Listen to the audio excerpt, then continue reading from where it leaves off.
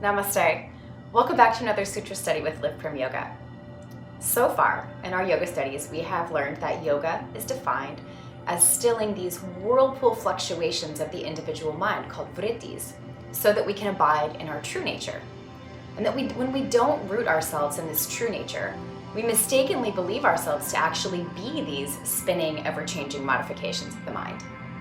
This next set of sutras helps us to identify and understand these vrttis. So let's pick up in Sutra 1.5. In Sutra 1.5, Patanjali names 5 kinds of vrttis.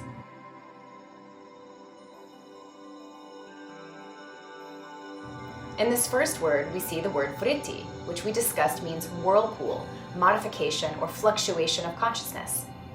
The next word is from the word pancha, meaning 5. The final word here is 2 opposites put together, klishta, and meaning painful, and klishtaha, aklishtaha, meaning painless. So our translation is there are 5 kinds of mental fluctuations which are either painful or painless. In Sutra 1.6, Patanjali names each kind of vritti.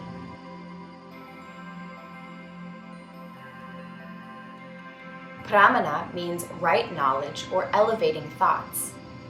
Vikalpa means dream, fantasy, or mental or verbal delusion. Vikalpa is a misunderstanding of the truth, a delusion, or an incorrect or incomplete understanding of truth.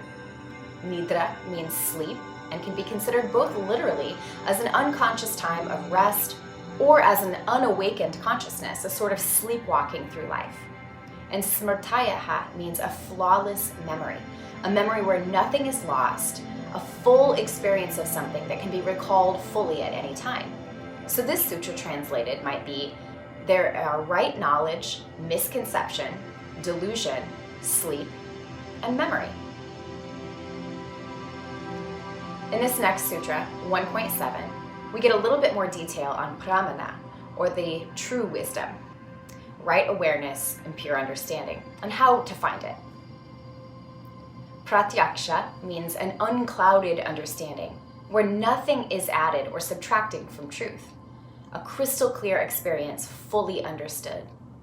Anumanaha is reference to logic, where we can come to a conclusion by logical deduction or to infer something.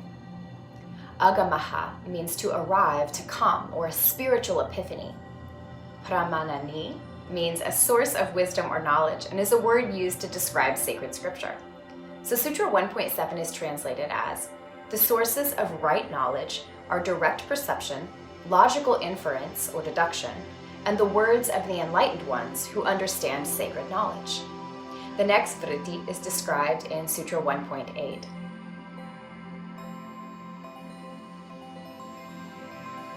In Sutra 1.6, we learned that viparayaya means misperception or false understanding. This first word, viparayayo, means misperception is. Mithya means falsely, and jnana means knowledge or wisdom. This next word has 3 parts. When a is at the beginning of a word, it means not or the opposite.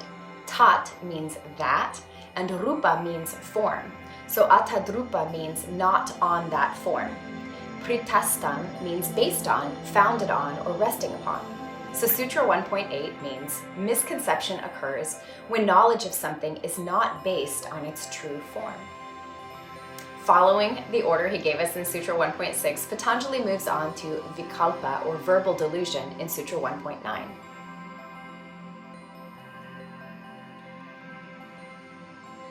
Shabda means sound, and jnana again means wisdom or knowledge. So sabdhyana means something learned by hearing it. Anupati means arising from, coming from, or originating with. Vastu means reality, and shunya means empty of or without.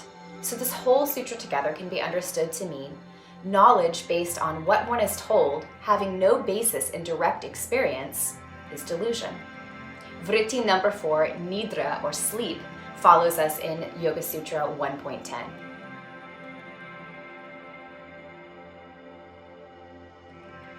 Abhava means nothingness or the absence of or complete void.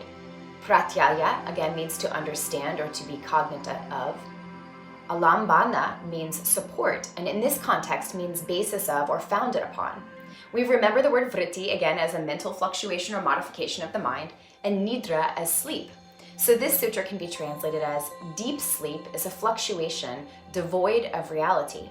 It might also be understood that mental modification supported by understanding of nothingness is called sleep.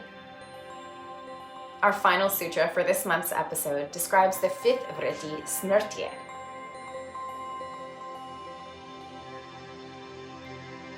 Anubhuta means to experience directly. Vishaya means object. Asamproshaha means not forgotten. And smrti means memory. So this last sutra can be understood as memory is the absence of loss of the experience of objects.